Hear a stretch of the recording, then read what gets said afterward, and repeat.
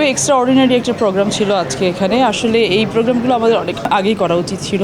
আজকে এখানে imperial international hotel যেটা, তারা একটি আয়োজন করেছে যে বাংলাদেশের যত ফটো জার্নালিস্ট আছেন তারা ওয়ার্ল্ড ওয়াইড যে যেখানে সম্মাননা পেয়েছেন, অ্যাওয়ার্ড পেয়েছেন, তাদেরকে আজকে বাংলাদেশের পক্ষ থেকে সম্মাননা দেওয়া হয়েছে। এখানে আমাদের নেপালে অ্যাম্বাসেডর উনি ছিলেন, হিজ এক্সেলেন্সিস। নেপাল থেকে বেশ কিছু ডেলিগেট ছিলেন, নেপালে বেশ কিছু ফটো সাংবাদিকও ছিলেন, প্রায় 10 জনের মতো। আসলে আমরা যারা যে যেখানে আছি প্রত্যেকের কাজটাকে যদি আমরা অ্যাপ্রিসিয়েট করি, এই কাজের কিন্তু মান অনেক বেড়ে যায়।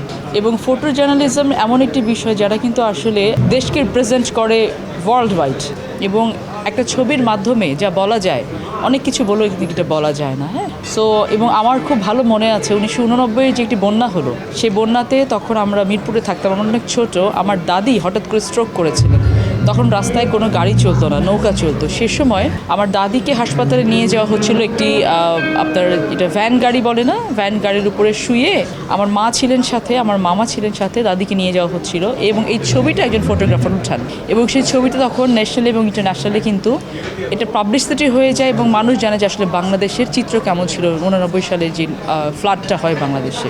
So the photograph speaks.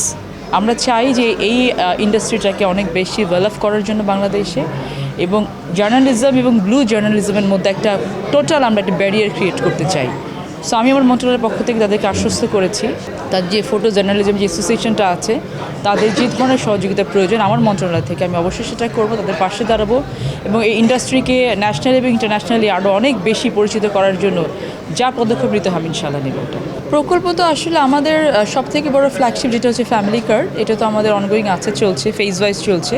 আমাদের এই জুন পর্যন্ত এটা পাইলট বেসিসে চলবে, তারপরে জুলাই থেকে ইনশাআল্লাহ সারা বাংলাদেশে এটা গ্র্যাজুয়ালি এটা আর কি ডেভেলপ হবে। তো ইনশাআল্লাহ এখন পর্যন্ত যতটুকু দেখেছি ভালো কাজ চলছে। চেষ্টা করছি গ্রামীণ জনগোষ্ঠীকে উন্নত করার জন্য, কিভাবে উন্নয়নটাকে আসলে একেবারে মানুষের দোরগোড়ায় জীবন মানের কাছে নিয়ে যাওয়া যায়। সো অনেক বড় প্রকল্পকে বাদ দিয়ে আমরা ছোটো ছোটো প্রকল্প যেটা একেবারে পিপল ওরিয়েন্টেড, পিপল কানেক্টেড, সেটা করার চেষ্টা করছি, এবং আমরা জানি যেটাতে আমরা সফল হব ইনশাআল্লাহ।